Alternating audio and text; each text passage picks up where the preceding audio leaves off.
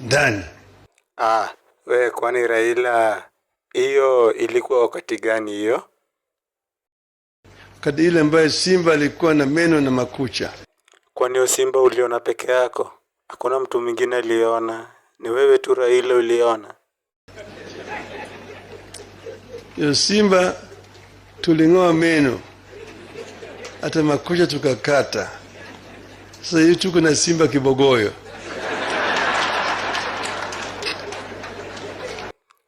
Kama simba ling'olewa meno, basi pia mimi wacha ni support Kasongo. Usifanye mistake kusupport Kasongo. Na we Nuru Okanga, mbona tusisupport Kasongo? Kasongo is the must aende nyumbani. Ni nini unaenda Ruto akupei? Nini hiyo? Kama mimi nimekataa Ruto. Na hiyo 2027 nitakuwa nimejipanga mbaya sana. Wow, nimekuona, ndio maana umejipanga na Raila. Na baba, umejaribu kuzungumza na Gachagua? Sasa Rigiji, hakuna mbaya ya watu kuzungumza. Wacha watu wazungumze. Hata kama wewe hutaki kusikia maneno yangu, lakini sikiza tu.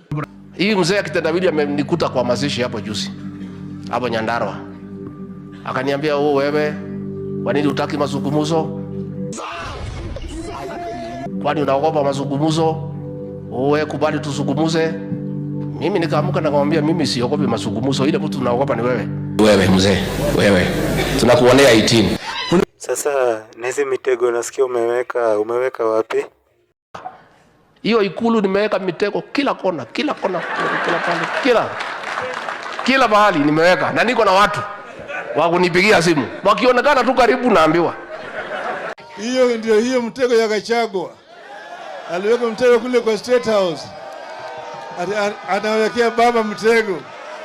Na huyo ni mzee wetu, na nilimwambia siku hiyo tunataka tumchunge. Akikaa usingizi ukizidi anangorota kidogo, sasa tunaenda. Kuna shida? Nimesikia viongozi wengine wamepotea wakisema ate sisi hatuwezi toka kwa serikali. Sisi tutoke kwa serikali tuende wapi? Hii ni serikali yetu. Ako wapi sasa Gachagua? Ako wapi? Mjinga sana. Sisi tutoke kwa serikali tuende wapi? Hii ni serikali yetu. Neitoka ati hito.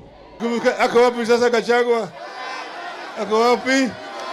Mjinga sana.